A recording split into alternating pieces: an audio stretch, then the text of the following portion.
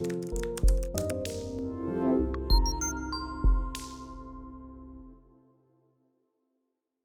our guest today is Brad Brown, who is president of Austin Commercial. And Brad, first of all, thank you for being here. We appreciate it. Absolutely. Real quickly, though, construction. When did you say, that's what I'm going to do? When was that?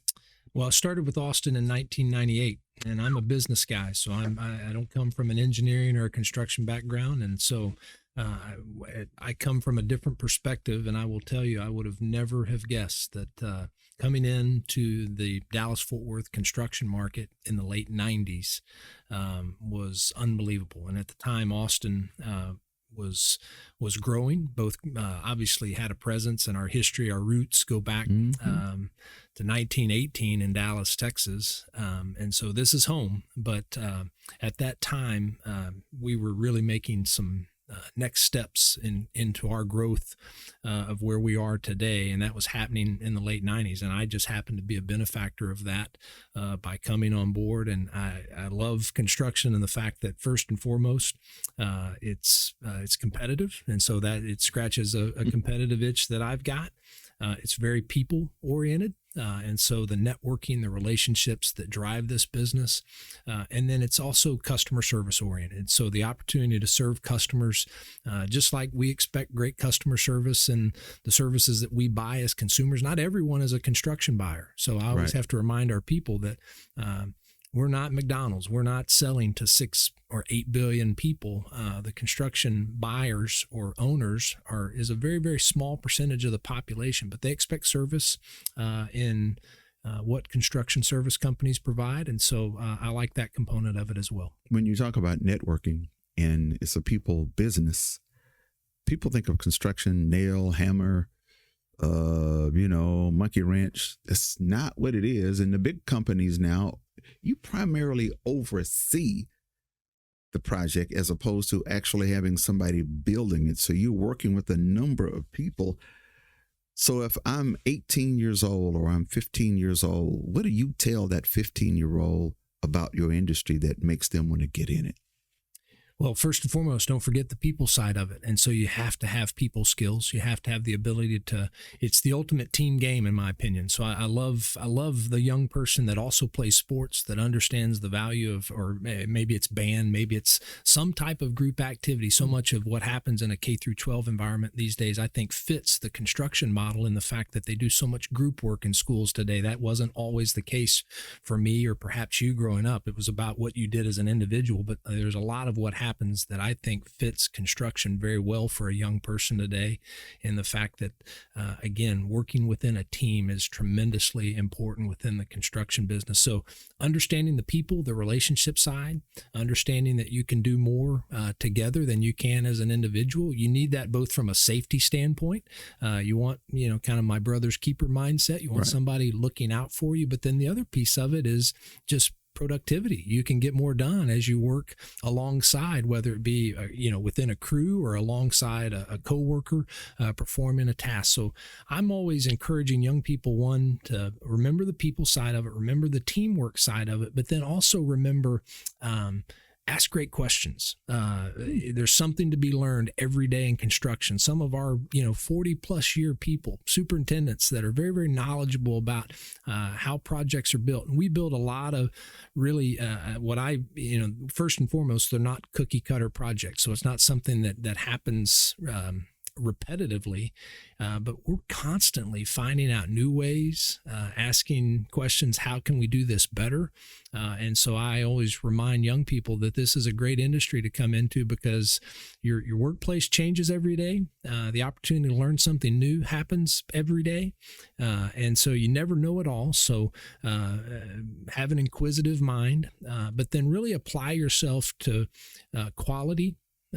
Having a quality mindset kind of leans itself back to that customer service mindset. Obviously, there's an expectation around quality, but then just delivering the results, building per plans and specs, following the instructions, not taking shortcuts. There's a lot of, I would say, analogies for life in that, but those would be things that I would tell a young person, and it provides a great livelihood. People don't realize that. A lot of times people talk of construction as a last resort. And as I look around Dallas, Fort Worth in particular, and in Dallas, there's a lot of great buildings that people can say, man, I did that. And it's paying for the livelihoods for a lot of people. There are a lot of families that live off the construction industry in Dallas, Fort Worth. So I think it provides a great livelihood for people if they choose to be in this profession. People of color, minority firms, SBE, MWBE, whatever other alphabet you can come up that says minority firm. Mm-hmm. And they hear Austin, what should they think?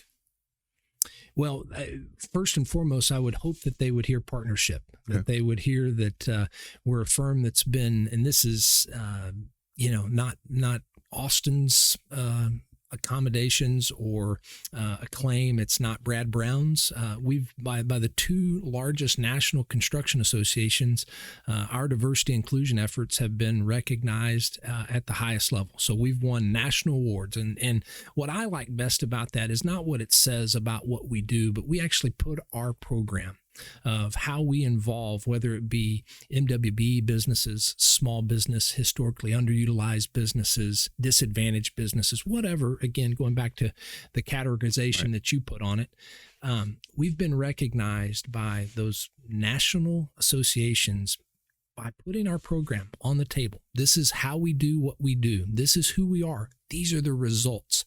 And they've been recognized by those entities as saying, man, that's industry leading. That's best in class. And so, and that starts with partnerships. That starts with investing ourselves early with them, having a shared interest in obviously their business outcomes, trying to set them up to be successful just like we are. There's a lot of risk in this business. And so we want to make sure people are taking appropriate risk, but also being rewarded for the risk that they take on. And so that's what I would say is it first starts with partnerships. I would also say it fits very well with, we're a construction manager at risk typically. As a general contractor, we are subcontracting out 90+% of our work. And so we have to value all relationships, all the divisions of work that we're overseeing. And so Austin Commercial is only as successful as our subcontractor partners are. And so I think, again, regardless of the classification, I think all of our subcontractor partners would say that we're very partnership minded and we need them to be successful. And I think our efforts, like I say, in the diversity inclusion space have modeled that well. And not just, it's in our DNA. That's the other thing is that there's a lot of companies that talk about it, that look to meet requirements because a contract says so. We've been doing this through the entirety of our history of our company. We're very fortunate that Bill Solomon, as the leader of our organization, established the Dallas Together Forum, where again, companies were very transparent, not just about what they were spending with minority and small businesses, but the hiring practices, the promotion practices, those are all part of our DNA. And so again, as companies would look to work with Austin, that's who they're going to be dealing with. Brad Brown from Austin on JBJ Media. Thank you so much. Absolutely. Brad. Thank Appreciate you. it. Thanks for what you do. You bet.